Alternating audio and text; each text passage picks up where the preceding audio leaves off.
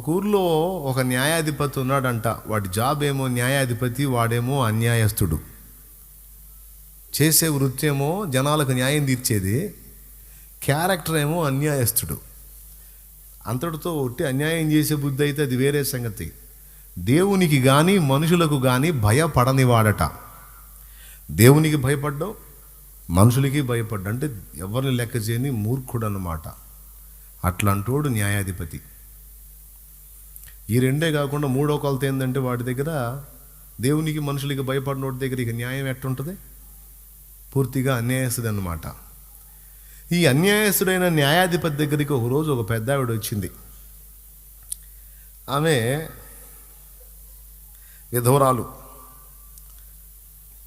ఆమె అతని యొద్దకు తరచుగా వచ్చి, నా ప్రతివాదికిని నాకును న్యాయము తీర్చమని అడుగుచూ వచ్చెను గాని అతడు కొంతకాలం ఒప్పకపోయెను. తరువాత అతడు, నేను దేవునికి భయపడకయు మనుషులను లక్ష్యపెట్టకయు ఉండినను, ఈ విధవరాలు నన్ను తొందర పెట్టుచున్నది గనుక ఆమె మాటి మాటికి వచ్చి గోజాడకుండునట్లు ఆమెకు న్యాయము తీర్చునని తనలో తాను అనుకొనెను. వినండి, వీడి క్యారెక్టర్ ఏమో దేవునికి భయపడ్డు, మనుషులకు భయపడ్డు, అన్యాయస్తుడు. ఇట్లాంటి వ్యక్తి దగ్గరికి న్యాయానికి పోయింది ఆమె, విధవరాలు, దిక్కులేనిది. వెళ్ళి, అయ్యా, నాకు మరొక వ్యక్తికి ఒక విషయంలో వాదం వచ్చింది, నాకు అన్యాయం జరుగుతుందయ్యా, భర్త లేని దాన్ని, విధవరాలని, దిక్కులేని దాన్ని అయ్యా, నా పక్షంగా మాట్లాడే వాళ్ళు ఎవరూ లేరని, అతడు నాకు అన్యాయం చేస్తున్నాడయ్యా, నాకు న్యాయం చెప్పయ్యా, నువ్వు పిలిపిస్తే వాడు వస్తాడయ్యా, నువ్వు మాట్లాడితే వాడు వింటాడయ్యా, ఎందుకంటే నువ్వు న్యాయాధిపతివి, దయచేసి నాకు సహాయం చెయ్యయ్యా అని వెళ్ళింది. ఏమో వెళ్ళ అన్నాడు స్టార్టింగ్లో. ఆ రోజుకు పోయి మళ్ళీ మరుసటి రోజు కనపడింది. ఏమా నిన్ను చెప్పలా, నాకు బిజీ ఉంది పో అన్నాడు. కొంతకాలము ఒప్పకపోయాను అంటే పట్టించుకోవాలా, అవన్నీ నాకు టైంలో వెళ్ళపో, వెళ్ళవమ్మా వెళ్ళు, ఓకేనా, వెళ్ళిపోయింది. మళ్ళీ మరుసటి రోజు వచ్చి, అయ్యా అంది. ఏమా 3 సార్లు చెప్పా, బుద్ధి లేదా, రావద్దని చెబుతుంటే ఏంది నువ్వు, వెళ్ళా. అలాగేనయ్యా, వెళ్ళింది. మళ్ళీ 4వ రోజు కూడా కనప, అయ్యా నాకు న్యాయం తీర్చయ్యా.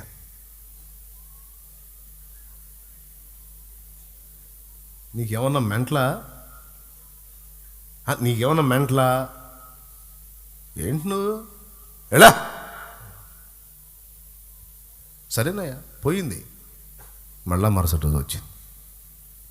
ఎన్నిసార్లు అని చెబుతాడు వాడు మాత్రం. ఇప్పుడు భిక్షగాళ్ళు ఉంటారు అక్కడక్కడ,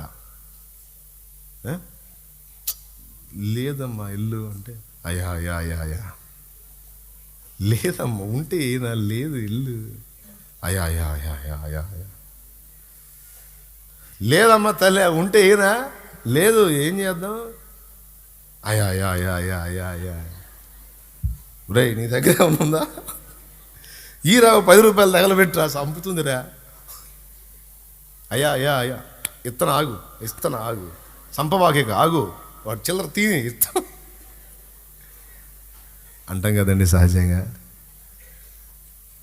మన దగ్గర లేకపోయినా పక్కనోటి దగ్గర మనం అడుక్కొని, ఆమె ఆ కారు బయట ఉండి, ఆ సెంటర్లో ఉండి, ఆ బయట ఉండి ఆమె అడుగుతుంటే, ఆమె బయట ఉండి ముష్టి ఎత్తుంటే కారులో చిల్లర లేక మన పక్కోడి దగ్గర ముష్టి వాడిచ్చింది తీసుకొని ఇచ్చి, అయ్యా ఇప్పుడు నీకు 10 రూపాయలు రుణస్తుండే, ధర్మప్రభువి, ఆ పోడు నుంచి నన్ను కాపాడావు, లేకపోతే ఈ సిగ్నల్ ఎప్పట్లో పడేటట్లేదు, నన్ను సాగు కొట్టేది. అవునా? అంటే ముమ్మారు లేదన్నా, ఆపకుండా గోజాడుచున్నందున కొట్టలేవు, తిట్టలేవు, గద్దించినా సరే బ్రతిమాలుచున్నందున ఇక నువ్వు బెండవక తప్పదు. అవునా? ఈ పాయింట్ను పట్టుకోండి.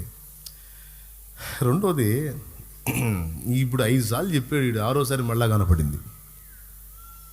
ఇక ఇప్పుడు ఏం చేసేది తెలుసుగా, నాలోలా కనపడన్నాడు. అలాగేనయ్యా, ఎందుకు ఈ 4 రోజులన్నా ప్రశాంతంగా ఉంటుందిరా, ముందు నాకు ఈ మనిషి కనపడుతుంటే నాకు నరాల వీక్నెస్ వస్తుంది. ఇక 4 రోజులు కనపడిపో అన్నాడు. 4 రోజులు కరెక్ట్గా కనపడింది. వచ్చావు. చాలామందిని చూశాను కానీ నీ ఇలాంటి దాన్ని చూడలేను నేను. దెయ్యం పట్టినట్టు పట్టావు నా ప్రాణానికి. 5 రోజులు ఆగి రాపో అన్నాడు మళ్ళా. ఎందుకంటే వాడికి ఓడిపోవటం ఇష్టం లేదు. కరెక్ట్గా 5 రోజుల తర్వాత మళ్ళీ కనప అయ్యా అంతే. వచ్చావా? నా పనులన్నీ మానుకొని నువ్వు ఎటు కనపడతావు అని దేవుడు ఆడుకుంటావు అయిపోయింది నా పని. ఆ గేటుకు వస్తావో ఈ గేటుకు వస్తావో అర్థం కాకుండా ఎటు ఒకటి రావాలని పొద్దున్న నుంచి ఎదురు చూస్తున్నా నీకోసం. పిచ్చెక్కిచ్చావు కదే తల్లే, నా ప్రాణం తీస్తున్నావు. ఒరేయ్ వాడెవడో తన్ని తీసారండి.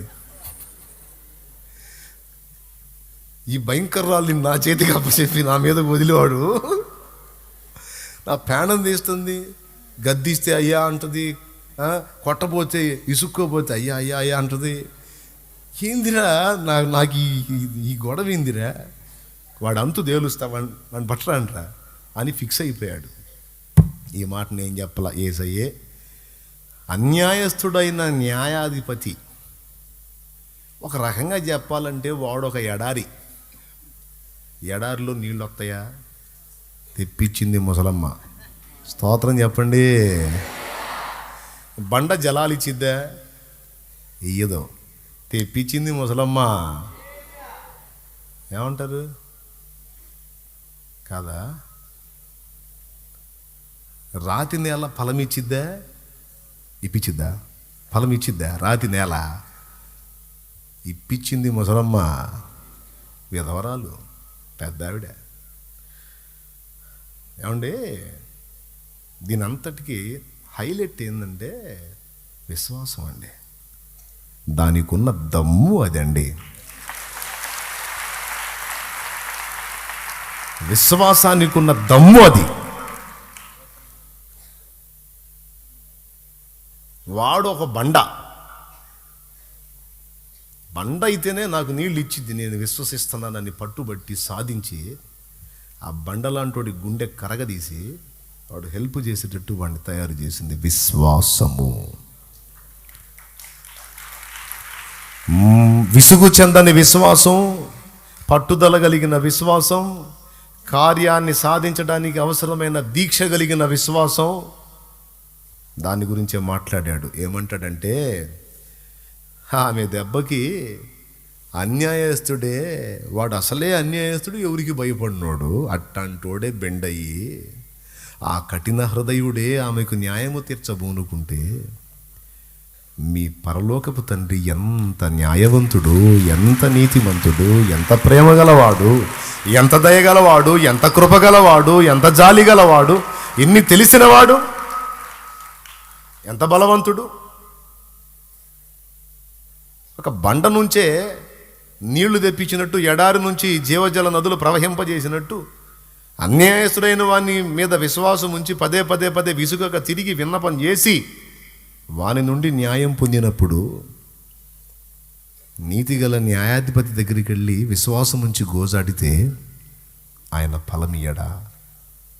మరి నిశ్చయముగా ఇచ్చును కదా అని చెప్పి మనుష్య కుమారుడు మరలా వచ్చినప్పుడు భూమి మీద అలాంటి విశ్వాసుల్ని కనుగొంటాడా అని క్వశ్చన్ వేశాడు. అక్కడ దాన్ని అండర్లైన్ చేయాల. ఎందుకు అంటే భక్తి దాని స్థితిగతులు ఎలా మారిపోతాయో ఫస్ట్ ఇందాక చదివించిన వచనంలో ఉంది. పైకి భక్తి గలవారి వలె ఉండి దాని శక్తిని ఆశ్రయించని వారు, పైకి భక్తి గలవారి వలె ఉండి దాని శక్తిని ఆశ్రయించని వారు. ఈ పొరపాటు అప్పుడప్పుడు నాలో కూడా జరిగింది, నేను యథార్థంగా ఒప్పుకుంటున్నా. ఈ తప్పిదం నాలో కూడా జరిగిద్ది. మంచి మనసాక్షితో యథార్థంగా ఇంతమంది ముందు ఒప్పుకుంటున్నాను నేను. పైకి భక్తి గల వారి వలె ఉండి దాని శక్తిని ఆశ్రయించని వారై ఉందురు, అంత్య దినములలో అపాయకరమైన కాలంలో వచ్చును అన్నాడు కదా. అందులో ఈ మాట గుర్తుపెట్టుకోవాలి మనం. అంటే భక్తిలో శక్తి ఉందన్నమాట. యోబు గ్రంథంలో కూడా అదే అంటాడు, నీ భక్తి నీకు ధైర్యం పుట్టించదా అంటాడు. భక్తిలో ధైర్యం ఉందా? ఉంది. మళ్ళా తిమోతి పత్రికలో పౌలు అంటాడు, సంతుష్టి సహితమైన భక్తి గొప్ప లాభసాధకమై ఉంది అంటాడు. దైవభక్తిలో బెనిఫిట్స్ ఉన్నాయి. ఏంటి? లాభం ఉంది. రెండవది ధైర్యం ఉంది భక్తిలో. ఇదొక అంశం, రాసుకో, జస్ట్ కోట్ చేసుకో, ఉపయోగపడతాయి. భక్తిలో ఉన్నటువంటి ప్రయోజనాలు అన్న టైటిల్ మీద రాసుకో. భక్తిలో ఏముంది? తిమోతికి రాసినటువంటి మొదటి పత్రిక, రెఫరెన్సెస్ కూడా చూసుకోవచ్చు. కొంతమంది యోబు గ్రంథం వెతుక్కోండి, చూడండి. తిమోతికి రాసిన మొదటి పత్రిక 6వ అధ్యాయము 6వ వచనం చూడమా. సంతుష్టి సహితమైన దైవభక్తి గొప్ప లాభ సాధనమై ఉన్నది. ఓకేనా? ఇప్పుడు గొప్ప లాభ సాధనం.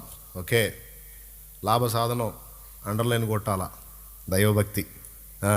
యోబు గ్రంథం కనపడిందా నాయన? 4వ అధ్యాయం 6వ వచనం. 3:25లో ఏది వచ్చునని నేను బహుగా భయపడుతున్నా, అదే నాకు సంభవించిందని ఉంటుంది. అబ్బాయి 4వ అధ్యాయము 6వ వచనం. నీ భక్తి నీకు ధైర్యము పుట్టించదా? ఎలీఫజ్ గారు అంటున్నాడు, అంటే భక్తిలో ధైర్యం ఉందన్నమాట. రాసుకో. తిమోతికి రాసిన మొదటి పత్రిక 4వ అధ్యాయము 8వ వచనం కూడా చూడు తల్లి. 7-8 వచనాలు చూడు. అపవిత్రములైన ముసలమ్మ ముచ్చట్లను విసర్జించి దేవభక్తి విషయములో నీకు నీవే సాధకము చేసుకొనుము. చూడండి, ఉంది. అపవిత్రములైన ముసలమ్మ ముచ్చట్లను విసర్జించి దేవభక్తి విషయములో నీకు నీవే సాధకము చేసుకొనుము. శరీర సంబంధమైన సాధకము కొంచెము మట్టుకే ప్రయోజనకరమవును గాని దైవభక్తి ఎప్పటి జీవం విషయంలోనూ రాబో జీవం విషయంలోనూ వాగ్దానముతో కూడినదైనందున అది అన్ని విషయములలో ప్రయోజనకరము అన్నాడు. ఏమయ్యా? ఇప్పుడు చెప్పండి, భక్తిలో ఏముంది? లాభం ఉంది. భక్తిలో ఏముంది? శక్తి అంటారు, ధైర్యం ఉంది. రైట్. దైవభక్తి అన్ని విషయములలో ప్రయోజనకరం. ఇప్పుడు తిమోతికి రాసిన 2వ పత్రిక 3వ అధ్యాయము 5 చదవండి. అక్కడ శక్తి అంటాడు, అది రిఫరెన్స్. పైకి భక్తి గల వారి వలె ఉండి దాని శక్తిని ఆశ్రయించని దాని శక్తిని ఆశ్రయించని వారునై ఉందురు. ఇట్టి వారికి విముఖుడవై ఉండు నాయన అన్నాడు. వాళ్ళతో నువ్వు ఏకీభవించొద్దు. భక్తి చేయటం కాదురా, దాని శక్తిని నువ్వు అనుభవించాలి, లోకానికి కూడా చూపించాలి రయ్యా అంటాడు. అది అది అది అది అది కొరింథీ పత్రికలో అంటాడు, నేను వచ్చి వారి మాటలను కాదు వారి శక్తినే తెలుసుకుందును. దేవుని రాజ్యము మాటలతో కాదు శక్తితో ఉందన్నాడు. శక్తి ఉత్పన్నం కావాలంటే భక్తి కావాలి. దేవునికి స్తోత్రం.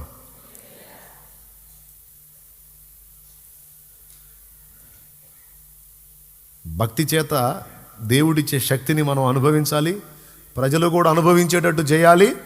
మళ్ళా ప్రజలు అనుభవించి మనల్ని గణపరుస్తుంటే మా సొంత శక్తి చేతనైనను మా సొంత భక్తి చేతనైనను ఈ కార్యము జరిగించినట్లు మీరు మారుతట్టే అలా తేరి చూచుచున్నారు అని నజరేయుడు యేసు వైపుకు మహిమ తిప్పాలి.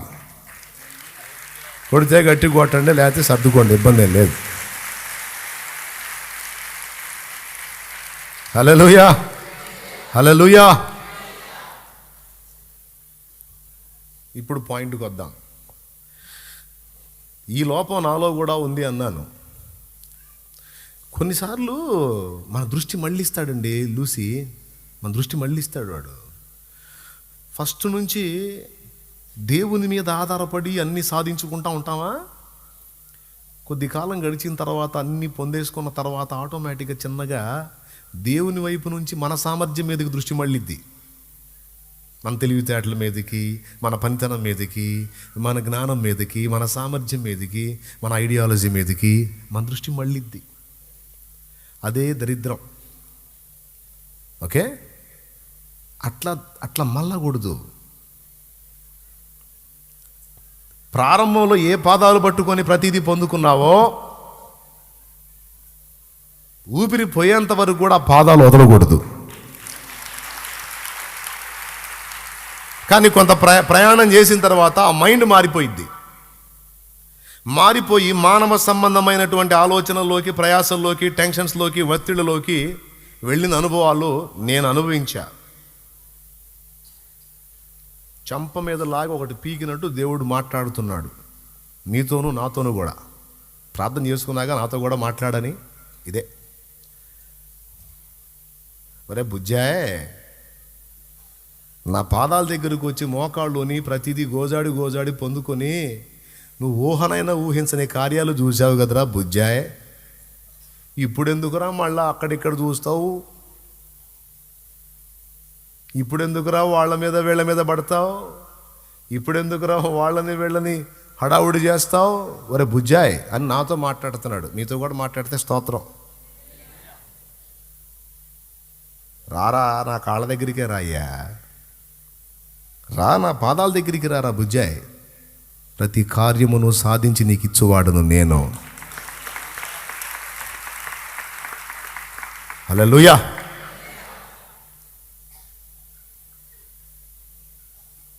విత్తనం నాటుతాడు రైతు. ఫలం అతని చేతుల్లో ఉందా, నా చేతుల్లో ఉందా? ఒక తెగులు పంపిస్తే అబ్బాయి ఎన్ని ఎరువులు వేసినా బుసే, ఎన్ని మందులు కొట్టి పిచ్చికారీ చేసినా బుసే, ఏం చేతికి రా. అంటే వ్యవసాయదారుడు విత్తనం విత్తితే పంట చేతికి వచ్చేది దేవుని దయ. కష్టపడి చదివినవాడు ఒక అద్భుతమైన ఉద్యోగాన్ని సాధించాడంటే దేవుడు పెట్టిన భిక్ష. లేకపోతే గొప్ప చదువులు చదివిన వాళ్ళు చిత్తుకాయతాలు ఏరుకుంటున్న వాళ్ళు చాలామంది తెలుసు నాకు. పెద్ద చదువు చదివారు, పాత సంచి తీసుకొని రోడ్డమ్మటి చిత్తుకాయతాలు ఏరుకుంటూ ఉన్నారు, కాగితాలు ఏరుతూ ఉన్నారు. ఎందుకు ఏరుతున్నారు కాగితాలు? మైండ్ ఎఫెక్ట్ అయిపోయి. కొంతమంది గొప్ప చదువులు చదివి కూడా నిష్ప్రయోజనం అయిపోయి ఏ ఫలము లేకుండా దుఃఖపడుతున్న వాళ్ళు ఉన్నారు. ప్రియులారా, వ్యవసాయదారుడైనా, ఉద్యోగస్తుడైనా, మానవ సంబంధమైన ప్రయత్నాల్లో ప్రయాణం చేసేవాళ్ళు చాలా వరకు ఎవరైనా ఏదైనా పొందారంటే దేవుని దయ, దేవుని దానం. ఇది భక్తి జీవిత ఆరంభంలో. నేను కొంచెం బ్లంట్గా మాట్లాడుతున్నాను, మీకేం ఇబ్బంది లేదు కదా. నేను క్లాసుగా నైస్ పీస్గా మాట్లాడితే పాపం పల్లెటూరు వాళ్ళకి అర్థం కాదు, అందుకని అందరికి అర్థమయ్యేటట్టు మాట్లాడుతున్నానే. స్తోత్రం చెప్పండి.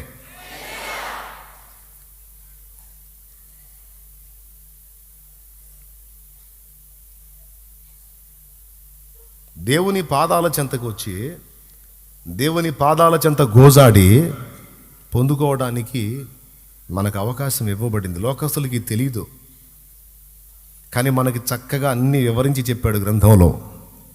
అలా ఆయన పాద సన్నిధిని గోజాడి పొందిన వాళ్ళ చరిత్రలు రాశాడు. యుద్ధంలో జయం పొందారు, ఖడ్గధార తప్పించుకున్నారు, సింహాల నోళ్ళు మూశారు, మృతులను సజీవులుగా చూడగలిగారు. ఎన్ని పొందారు? ఎలాంటి కార్యాలు చూశారు? విశ్వాసమును బట్టి దేవుణ్ణి ఆశ్రయించి. ఎంత బుద్ధిహీనమైన తెలివండి మందే, ఎంత వెరితనం. మన దృష్టి మారిపోతుంది. ఆ ఫస్ట్ ఏ విధంగా అయితే ఆయన పాదాలు పట్టుకొని గోజాడుకొని ప్రతిదీ పొందుకొని సాధించుకొని అనుభవాలు పొంది సాక్ష్యాలు ఇచ్చామో, ఆ మెట్టు దిగిపోయి మానవ సంబంధమైన ఆలోచన విధానంతో, ప్రయాసలతో, ప్రయత్నాలతో ఏదేదో పొందగోరి ఇప్పుడు చాలా వరకు వైఫల్యాలే పొందాం తప్ప విజయాలు కనపడలా. అందుకే అందరికీ ప్రేమతో హెచ్చరిక చేస్తున్నాను, నా ప్రియమైన దేవుని పిల్లలారా, కొద్దిగా గతకాలపు అనుభవాలను వెనక్కి తిరిగి చూడండి.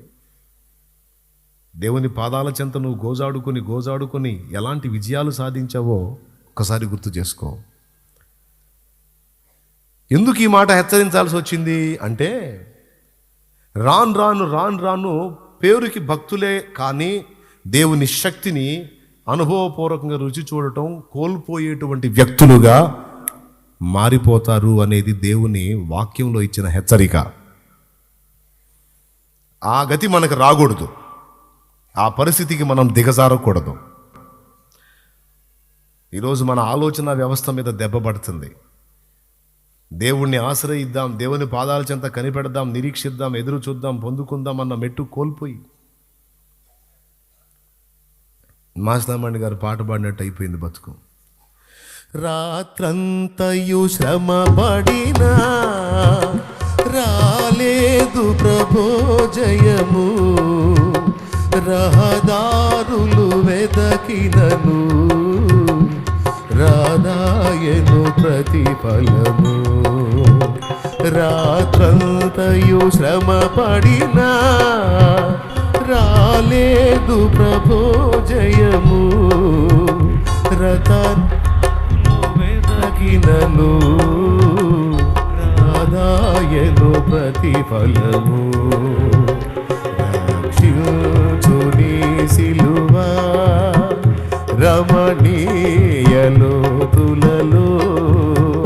రతనాలను వెదకుటలో రాజిల్లు నా పడవ, రతనాలను వెదకుటలో రాజిల్లు నా పడవ.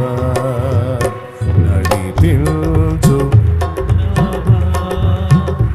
ఆత్మార్పణ చేయకయే ఆశించితిని చెలిమి, అహమును ప్రేమించుచునే అరసితి ప్రభుని కలిమి. ఆశా నిరాశాయే ఆవేదనిదురాయే, ఆధ్యాత్మిక లేమిగని అల్లాడిన వలలు, ఆధ్యాత్మిక లేమిగని అల్లాడిన వలలు. నడిపించు దేవునికి మహిమ. అయ్యా, నిన్ను పక్కన పెట్టి ఏదేదో ఆలోచనలు చేసి స్కెచ్లు గీసి బోర్ల పడ్డాను. కరెక్ట్గా ఏదన్నా తెలివిగా ఏదన్నా అడుగు చేయాలన్నా కూడా నువ్వు ఇస్తేనే కదయ్యా ఐడియా, నువ్వు ఇస్తేనే కదయ్యా బయటపడే దారి, ఒక మెరుపు మెరిపించేది నువ్వే కదయ్యా. పాపం కొత్తగా సింహాసనం ఎక్కాడు యవనస్తుడు, అందరికీ చులకన భావం. తండ్రి అంటే జ్ఞానవంతుడు, ఈ చిన్నోడు ఒక ఆట ఆడుకోవచ్చులే అనుకున్నారు. అదేందో ఇద్దరు వచ్చారు ఒక బిడ్డను తీసుకొని. నా బిడ్డ అంటే నా బిడ్డ, ఏం కొట్లాడినా కొట్లాడుతున్నారు. ఇద్దరు ఒకే విధంగా చెబుతున్నారు, ఒకే అడ్రస్ చెబుతున్నారు, ఒకే గది చెబుతున్నారు. నా బిడ్డ నా బిడ్డ అని ఇద్దరు తల్లులు కొట్లాడుతున్నారు. ఏం చెప్పాలా? ఆధారాలేమో ఏమీ లేవు. ఇద్దరు బిడ్డ మీద ప్రేమ చూపిస్తున్నారు. పెద్ద పెద్ద సీనియర్స్ ఉన్నారు చుట్టూ, అందరికీ ఉత్కంఠగా ఉంది. పెద్ద క్లిష్టమైన సమస్య వచ్చింది. ఇప్పుడు ఈ సమస్యలో అసలు తల్లి ఎవరో ఎలా కనిపెడతాడు, బిడ్డని ఎలా ఇస్తాడు? పిల్లోడు కదా పిల్లోడు, పాపం పిల్లరాజుకు పెద్ద సమస్య వచ్చి పడింది. ఎట్ట తీరుస్తాడో ఆయనే ఇబ్బంది పడలా, కళ్ళు మూసుకున్నాడు. దేవా, నా తండ్రి అయిన దావీదు దేవా, నా ఎందుకు కనికరపడి ఆలోచన చెప్పు నాయన. అంతే, మెరుపు మెరిసింది. ఎవరక్కడ? చిత్తం ప్రభు. వెళ్ళి ఆ చిన్న బిడ్డని తీసుకున్నాడు. ఖడ్గం దుయ్య అన్నాడు. ఇద్దరిలో కన్న తల్లి ఎందుకు మహారాజా అని అడిగింది. మీరేం చింతపడొద్దు, ఇద్దరు నా బిడ్డ అని కొట్లాడుతున్నారు కనుక 2 ముక్కలు చేసి చెరొక ముక్క ఇస్తాను, తీసుకెళ్ళండి అన్నాడు. అప్పుడు మహారాజా వద్దు వద్దు వద్దు ఆగు మహారాజా, ఆ బిడ్డ నాన్నకే ఇచ్చేయండి పర్వాలేదు, ఎక్కడుంటేనే నా బిడ్డ చల్లగుంటే నాకు అంతే చాలు. పోనీ కానీ మీరు అంటున్నారు నా బిడ్డ 2 ముక్కలు చేస్తాను చచ్చిపోతాడు. అమ్మ వద్దు, కన్న తల్లికి పేగులు దొరక్కపోయినాయి. ఆ మాట అలానే రాస్తుంది, కన్న తల్లికి పేగులు తరుగుకొని పోయినదై దుఃఖపడి ఏడ్చి నా బిడ్డను ఏం చేయొద్దు, ఆమెకే ఇచ్చేసేయండి, నేను వెళ్ళిపోతాను, ఆమెకే ఇచ్చేసేయండి అని పాపం కన్న తల్లి బిడ్డ దానికి అప్పచెప్పేసి 2 అడుగులు వేసింది. కనని తల్లి కఠినంగా నిలబడింది. అంతే, 2 ముక్కలు చేయాల్సిందే. అంటే ఆమె ఫీలింగ్ ఏం తెలుసా, నాకు దక్కని బిడ్డ ఆమెకు దక్కకూడదు, వెళ్తున్నామని ఆపండి, బిడ్డను ఆమెకి ఇవ్వండి, ఈ దుర్మార్గురాల్ని బంధించండి అన్నాడు.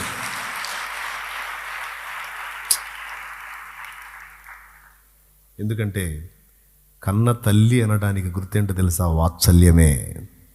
వాత్సల్యానికి మించిన సాక్ష్యం ఏముంది? మమకారానికి మించిన సాక్ష్యం ఏముంది? అమ్మ కాబట్టి బిడ్డ బతకాలని కోరుకుంది, అమ్మ కాదు కాబట్టి చచ్చినా పర్వాలేదు అనుకుంది. మైండ్ పోయింది మొత్తం సభ మొత్తానికి. అప్పుడు తీర్పు తీర్చుట యందు రాజు దైవజ్ఞానము పొందాడన్న సంగతి వాళ్ళకి అర్థమైంది. హల్లెలూయా. ఎట్లా వచ్చింది చెప్పనా? ఆయనే ఇచ్చాడు. నా తమ్ముడు, కొన్ని క్లిష్టమైన జటిలమైన ప్రతికూల పరిస్థితులు జీవితంలో తేల్చుకోలేని ఉన్నాయి. నా చెల్లి, అమ్మా, తేల్చుకోలేని ఉన్నాయి, అర్థం కాదు. దేవుడు ఐడియా ఇస్తాడమ్మా, దేవుడు సూపర్ ఐడియా ఇస్తాడు. మెరుపు మెరిసిద్ది అంతే. ఆ మెరుపు నీకు మెరిపించిన దాకా కాళ్ళు పట్టుకోవాలి ఆయన కాళ్ళు. నాకు తెలివి లేదయ్యా, నా జ్ఞానం లేదయ్యా, నేను ఎలా డీల్ చేసుకోవాలో నాకు అర్థం కావట్లేదయ్యా, ఎటుపోయి పడుతున్నానో, ఏమవుతుందో, ఏ విధంగా సెట్ చేద్దామన్నా నా వల్ల కావటం లేదా. వెలుగు కోసం వెంపర్లాడుతున్నాను, చీకటే అనుభవిస్తున్నా. మధురమైన అనుభవాలు దొరుకుతాయేమో అని పరిగెత్తుతున్నాను, మారా అనుభవాల్లోనే ఆగిపోతున్నాను. చేదు, నా వల్ల కాదయ్యా, నాకు తెలివిని, నా కృప చూపు అని నీ అసమర్థతని ఆయన ముందు ఒప్పుకొని ఆయన సామర్థ్యాన్ని నీవు అడిగిన ఎడల నిశ్చయముగా నీవు దాన్ని